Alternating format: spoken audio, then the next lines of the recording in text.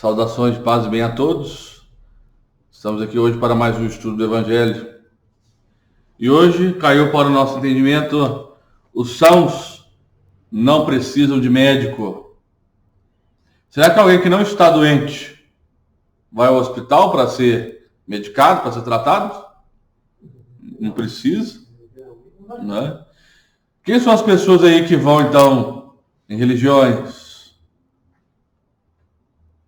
Será que alguém que está são precisa de alguma religião? Ou será que a gente sente falta? A gente sente falta da religião só quando estamos com problema?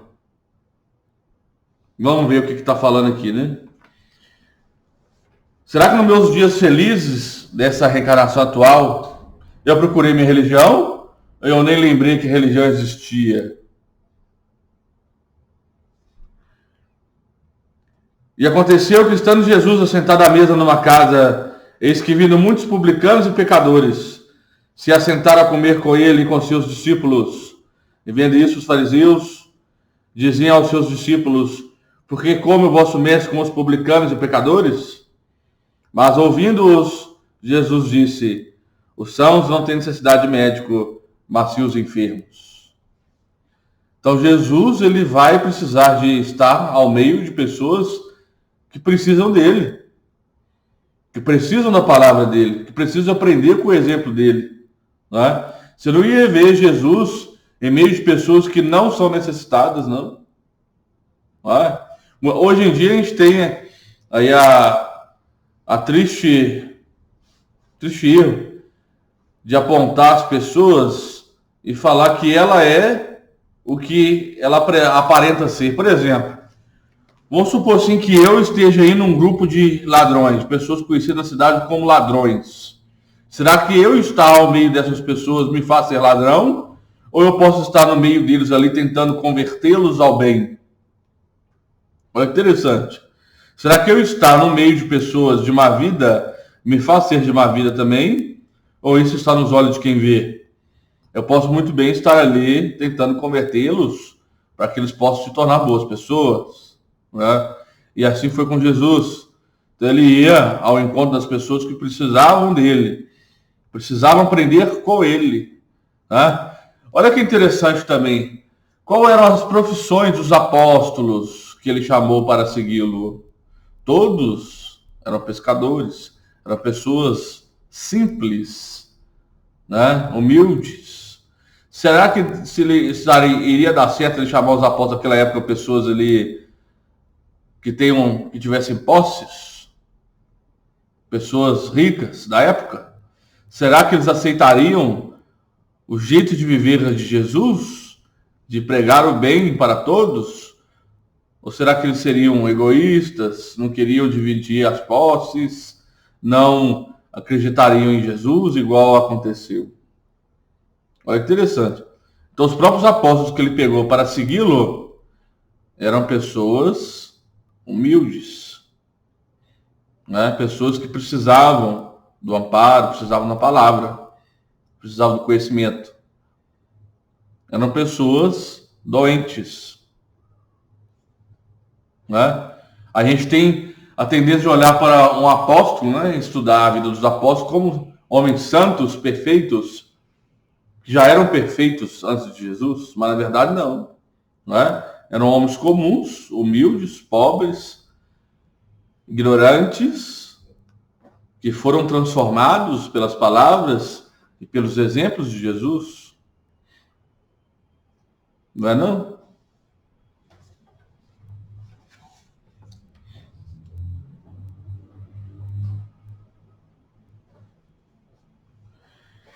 Jesus dirigia-se sobretudo aos pobres e aos deserdados, porque são eles os que mais necessitam de consolação, e aos cegos e humildes e de boa fé, porque eles creem possuir toda a luz e não precisar de nada.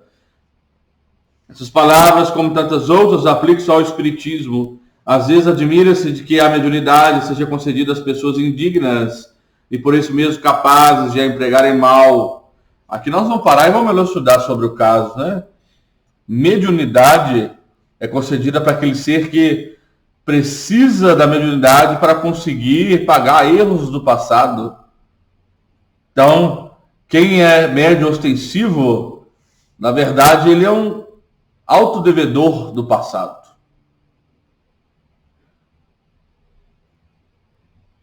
Chico Xavier, será que ele era autodevedor do passado? Será que nós espiritistas conhecemos aí a história do espírito de Chico Xavier? Será que nós temos certeza das vidas anteriores de Chico? Se ele era um médium tão ostensivo, será que ele, um espírito tão dócil, tão brando como aquele que a gente conheceu, será que ele tinha débitos do passado para pagar nessa existência, nessa última existência dele?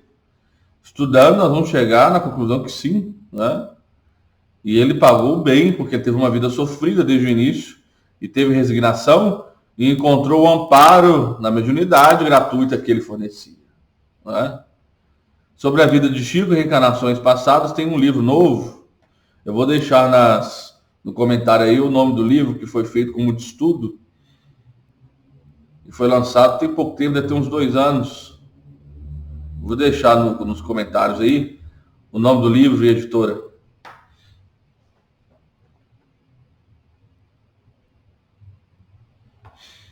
Digamos, de início, que a mediunidade é inerente a uma condição orgânica de que todos podem ser dotados, como a de ver, ouvir e falar. Não há nenhuma de que o homem, em consequência do seu livre-arbítrio, não possa abusar. Ora, se Deus não tivesse concedido a palavra, por exemplo, senão aos que são incapazes de dizer coisas más, haveria mais mudos do que falantes. Entenderam? Se Deus concedesse a fala só para as pessoas boas, que iam fazer bom uso da fala, o mundo ia ser de mudos, né? Então, como que você vai empregar a mediunidade somente para pessoas que com certeza irão usar a mediunidade para o bem?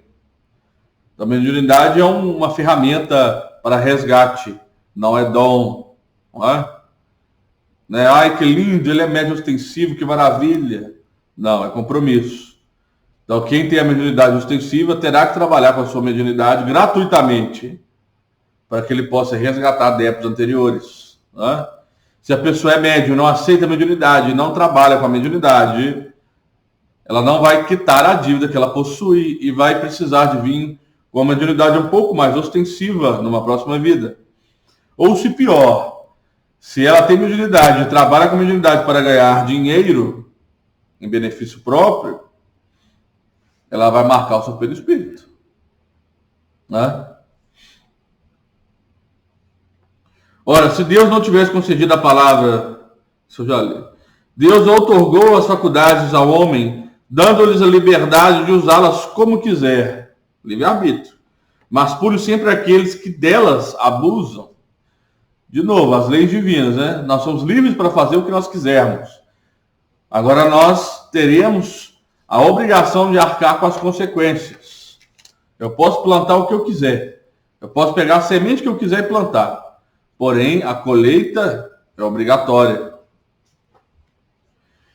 Se o poder de comunicar-se com os espíritos só fosse dado aos mais dignos, qual aquele que ousaria pretendê-lo? Só de você dizer-se capaz de ter a mediunidade, sendo que a mediunidade é só de pessoa digna, você não é digno de ter a mediunidade. Vamos tentar raciocinar em cima disso. Vamos colocar que Deus coloca ali um prêmio para pessoas boas. Se você levantar a mão e falar que você quer aquele prêmio, que você é uma boa pessoa, você não merece esse prêmio. Não é? Se você por si só se acha merecedor de algo, é porque você não merece de verdade.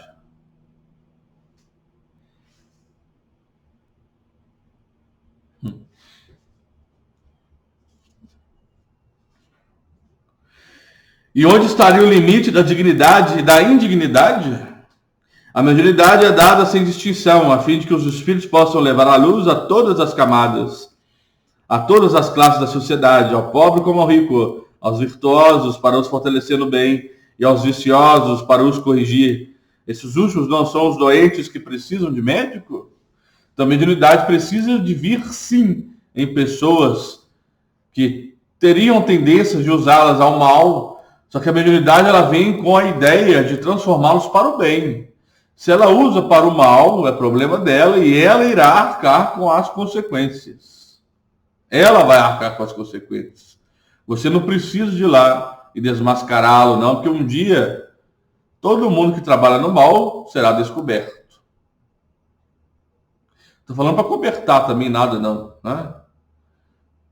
Só que muitas vezes algo é descoberto naturalmente. Não precisa de ter apoio de alguém, não. Mas eu não vou falar sobre isso, senão vai parecer que eu estou querendo dizer outra coisa e não é, né? Porque Deus, que era a morte do pecador, o privaria do socorro que pode tirá-lo da lama? Por que Deus não quer a morte do pecador? Porque Deus não quer que ele morra como pecador. Deus quer que ele tenha mais tempo para que ele possa sair dessa posição de pecador. Os bons espíritos vêm assim em seu auxílio, e seus conselhos que ele recebe diretamente são de natureza a impressioná-lo mais vivamente do que os recebesse de maneira indireta. Deus, na sua bondade, poupa-lhe a pena de ir procurar a luz à distância e a mete nas mãos. Não será ele bem mais culpado se não atentar para ela?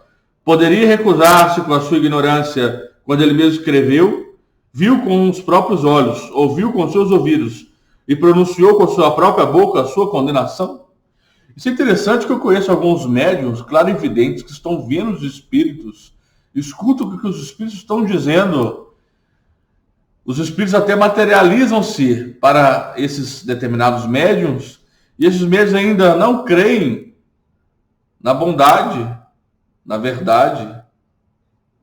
Eles ainda duvidam do que estão vendo, escutando e sentindo. Aí é complicado. Se a pessoa duvida do que vê, duvida do que escuta, duvida do que sente, ela tem algum problema psiquiátrico, né? Só pode.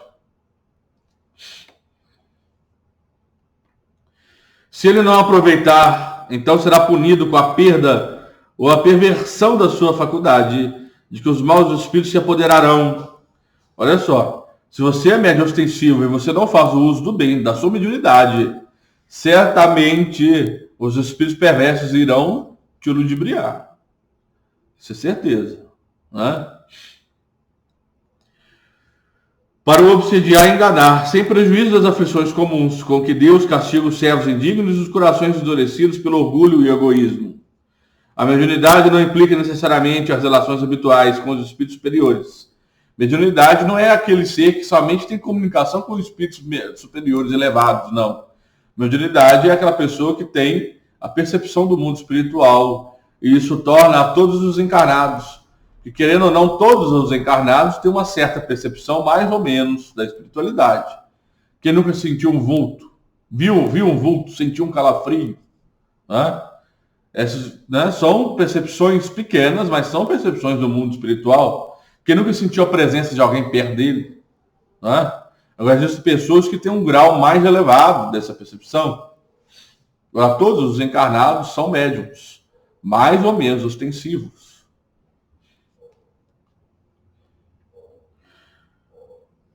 Então, mediunidade é simplesmente uma aptidão para servir de instrumento mais ou menos dócil aos espíritos em geral.